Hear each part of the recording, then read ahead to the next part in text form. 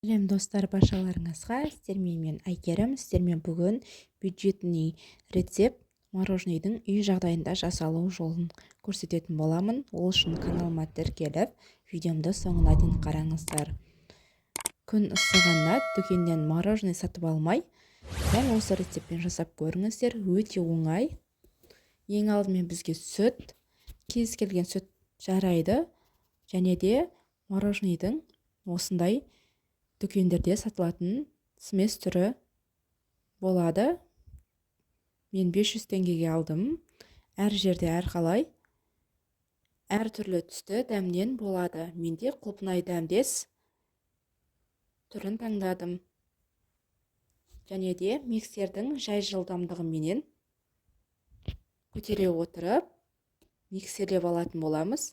Бұл жерде менде 300 мг сүт, 300 мг сүттен 600 мг мороженый дайын болады. Бұл жерде және де айта кететін жағдай, сумен жасаса да болады деп жазылған. Алмаған сүт болғандықтан сүтпен жасадым. Сүтпен жасаған өте дәмді болып шығады. Осылай жай араластырып отырып, миксердің жылдамдығын көтеріп,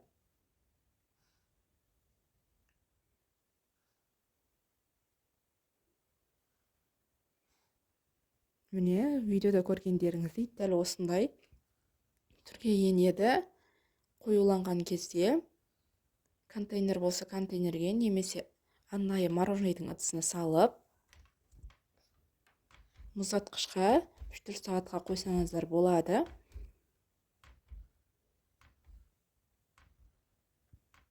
Мен бір түнге қалдырдым мороженныйымды тегістеп бетін. Өте сливочный дәмді болып шығады міндетті түрде.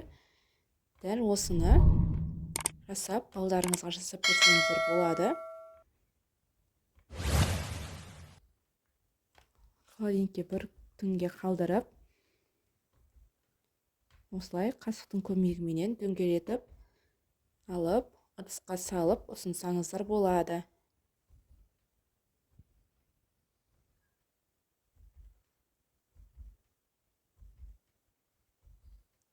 Және де каналыма түрлі рецепттер салдым.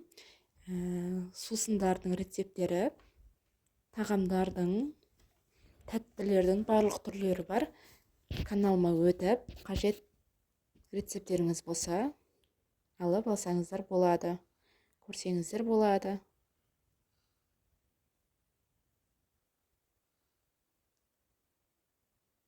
Осылай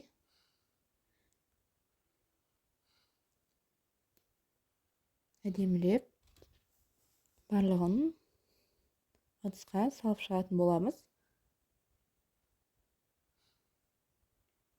Өте дәмді балмұздақ шығады.